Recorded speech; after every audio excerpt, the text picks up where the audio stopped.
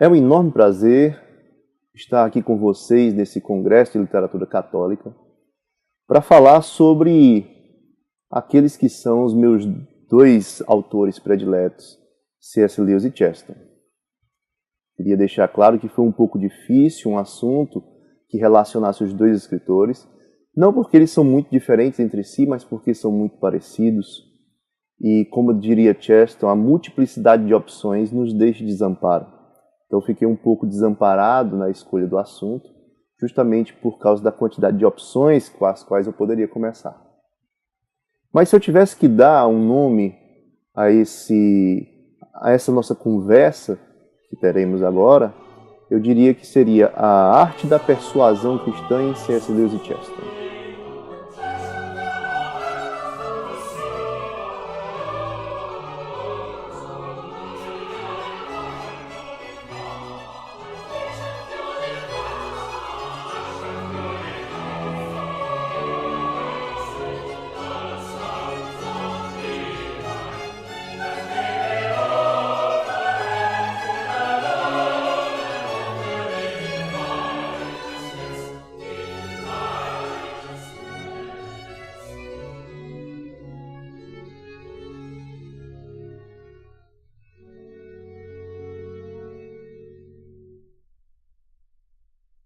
Como Chesterton e C.S. Lewis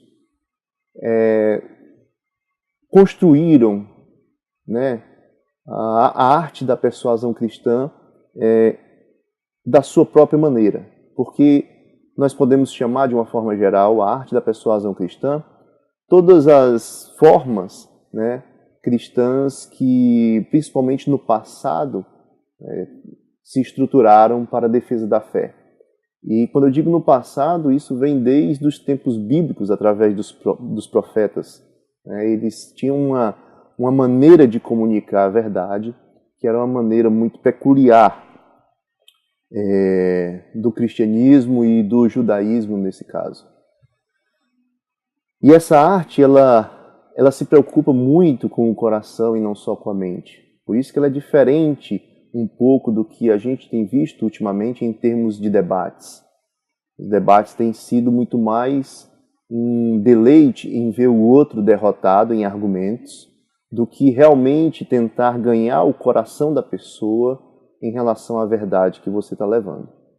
Chesterton e C.S. Lewis, eles tinham muito essa preocupação e por isso que eles praticaram muito mais uma arte da persuasão cristã do que simplesmente debates ou uma apologética no sentido mais pejorativo do termo, em que há apenas uma frieza de argumentos e há apenas um deleite em ver o outro derrotado.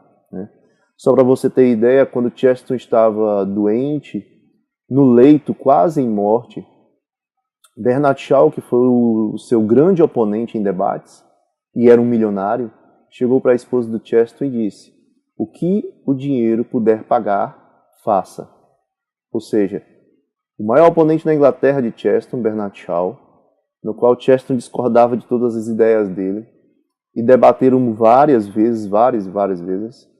No momento em que Chesterton estava doente, quase de morte, ele vai à casa de Chesterton e oferece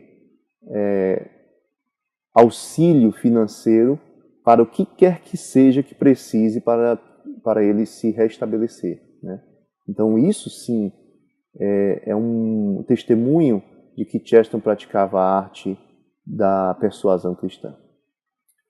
E creio que eu não preciso definir, porque é até um pouco difícil de definir, mas a arte da persuasão cristã é essa arte de argumentar ou debater em que levamos em consideração não somente a verdade que vamos levar, mas como iremos levar de forma a conquistar o coração e não só vencer mentes.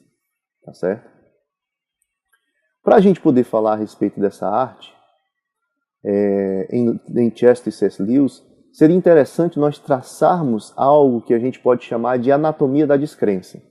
Como o homem passa de um homem que crê em Deus para um homem que não crê em Deus. Como é que é essa descrença? Como ocorre essa descrença? A gente pode traçar um esboço dela? Alguns filósofos cristãos realizaram essa empreitada E, por exemplo, Chesterton também fez isso, mas Kierkegaard e Peter Berger, por exemplo, também se aventuraram em algo dessa forma. E é interessante a gente ver o esboço dessa anatomia da descrença, para que a gente possa saber onde realmente nós precisamos atacar, onde nós realmente precisamos tocar, né, para que a nossa persuasão seja efetiva, né? Então, nós podemos traçar o que nós chamaremos de incongruências. A vida é repleta de incongruências. E vocês vão entender um pouco melhor o sentido desse termo incongruência quando eu falar um pouco mais na frente desse significado. Mas a vida é repleta de incongruências. E nós temos respostas às incongruências. Quando nós nos deparamos com incongruências, nós temos respostas a elas, estímulos a elas. Então veja, o humor, ele é uma resposta à incongruência. Porque qual é o significado do humor? O humor é justamente quando você vê a dignidade de algo e a indignidade da sua situação. Então, por exemplo, quando você vê um homem cair, você vê a dignidade do homem em contraposição à dignidade dessa situação que ele está. E aí você ri. Você não ri quando cai uma árvore. Você não ri quando cai um poste. Mas você ri quando um homem cai. Porque existe a incongruência entre a dignidade do homem e a indignidade da situação. Outro exemplo que a gente pode dar, aconteceu comigo mesmo, você sai com os amigos e já chega a hora do almoço e vocês ainda não comeram e certa pessoa do grupo está com muita fome, e ela fica reclamando. E as pessoas começam a brincar com aquela situação dela de fome, né? E aí vão para um restaurante e a comida está demorando e todo mundo está brincando com ele por causa daquela situação em que ele se encontra de fome, né? Então a gente ri dessa incongruência entre a dignidade da pessoa e ela está ali passando por certa situação. Mas você não ri quando ouve falar da fome na África. A situação é praticamente fome e pessoa, mas você ri de uma e da outra você não ri. Assim como você não ri se um homem cai, mas quebra a perna. Você também não rirá dele. É tanto que às vezes a pessoa cai e você pode primeiramente ter um sentimento de susto para ver se aconteceu algo, e quando vê que não aconteceu, começa a rir. Então, existe uma diferença entre o grau de incongruência da situação. Então, nós podemos dizer que quando o nível de incongruência é leve, ela causa humor. Quando o nível de incongruência é elevado, ela não causa humor, ela causa outra coisa. Mas nos detenhamos nesse primeiro. Quando há uma incongruência leve, nós rimos. Nós estamos no humor. Quando o homem cai e se estatela no chão, se não ocorreu nada de grave com ele, nós rimos. Geralmente é isso que acontece. A incongruência leve leva ao humor. Já se ele quebra uma perna, a incongruência é elevada. Não só ele caiu, mas teve consequências para ele, que faz com que essa congruência entre a dignidade do homem e a indignidade da situação seja ainda maior. Essa incongruência é ainda maior. E aí, nós não rimos nessa situação. Nossa posição nessa situação para cristãos, é a fé.